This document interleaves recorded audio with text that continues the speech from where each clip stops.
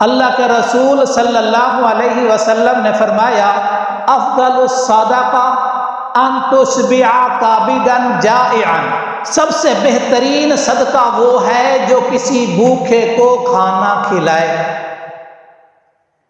کھانا کھلانے کے بارے میں متعدد احادیث میں فضائل وارد ہوئے ہیں۔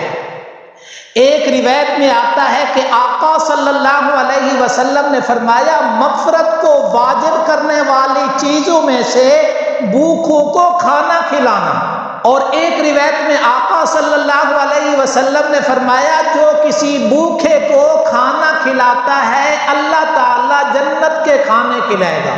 اور مرکات شرح مشکات کی روایت میں ہے ایک فحشہ عورت نے ایک پیاسے کتے کو پانی پلایا، اس پر اللہ تعالیٰ نے اس کی بخشش اور مغفرت فرما دی۔ سورۃ الزاریات میں اللہ تعالیٰ نے متقیوں کی صفات کا تذکرہ فرمایا، ان المتقین فی جنات وعیون آخذین ما آتاہم ربہم انہم کانوا قبل ذلک محسنین کانوا قلیلا من اللیل ما یہجعون وبالاسحار ہم یستغفرون۔ پانچویں صفت فرمائی وفی اموالہم حق للسائل والمحروم، اور جن کے مالوں میں حق مقرر ہے سائل کا اور محروم کا۔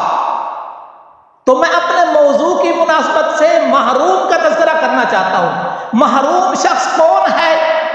جو باوجود ضرورت مند ہونے کے لیکن کسی سے سوال نہیں کرتا، سوال سے اجتناب کرتا ہے، لوگ اس کا مالی تعاون نہیں کرتے، وہ تعفف کی وجہ سے، جس کو سورۃ بقرہ میں فرمایا من التعفف، وہ تعفف کی وجہ سے کسی سے سوال نہیں کرتا، محروم رہتا ہے۔ اور دوسرا بھی محروم کا مطلب مفسرین نے لکھا ہے کسی علاقے میں آسمانی آفت، زمینی آفت، آسمانی یا زمینی آفت نے اسے گھیر لیا۔ یہ کس کا مطلب بتا رہا ہوں؟ محروم کا، اس کو اپنے لپیٹ میں لے لیا، اب وہ ضرورت مند ہیں، پہلے مالدار تھے، گھر والے تھے، ان کے اسباب موجود تھے، لیکن اس سیلاب کی وجہ سے وہ سیلاب کی گرفت میں آ گئے، اب باپ سے اولاد دور ہوگی، اولاد ماں باپ سے دور ہو گئے، تو اس کو محروم کہتے ہیں۔ ایسے اشخاص کا تعاون کرنا یہ قرآنی حکم ہے، نفلی صدقہ، واجبی صدقہ، فرائض، زکوٰۃ، اس کی مد میں بھی ہم ان کا تعاون کر سکتے ہیں۔ اور اگر ایک آدمی کا زکوٰۃ کا مہینہ ہے، مثال کے طور پر رمضان کا مہینہ ہے، تب بھی وہ اب اپنی زکوٰۃ نکال لے، رمضان میں جا کر حساب کتاب کرے، اگر زیادہ دے دی تو انشاءاللہ اجر سے خالی نہیں ہوگا۔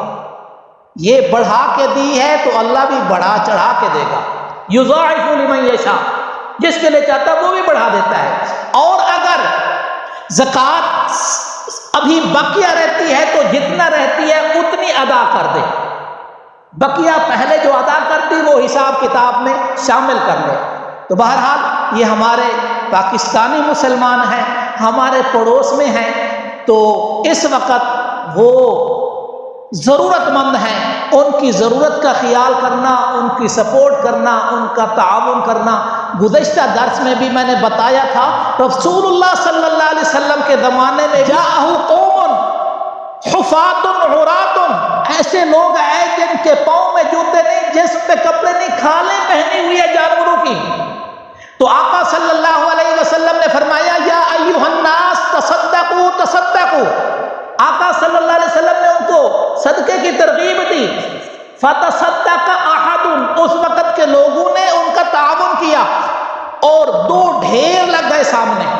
تو آپ حضرات خود بھی، رشتہ داروں میں بھی، بلکہ جو بیرون عزیز و اقارب رشتہ دار ہیں ان تک بھی یہ میسج پیغام پہنچائیں تاکہ وہ بھی اس کار خیر میں حصہ ملائیں، اپنے مسلمانوں، ماؤں بہنوں، بیٹیوں، بھائیوں کا تعاون کر سکے۔ اللہ تبارک و تعالی آپ سب کو دونوں جہانوں کی عزت نصیب فرمائے، اللہ تعالی آپ کی، آپ کے اہل و عیال کی حفاظت فرمائے۔ اللہ تعالیٰ مزید کسی مصیبت اور تکلیف سے ہمارے ملک اور ملک والوں کو اور جہاں کہیں بھی مسلمان ہیں اللہ تعالیٰ سب کی حفاظت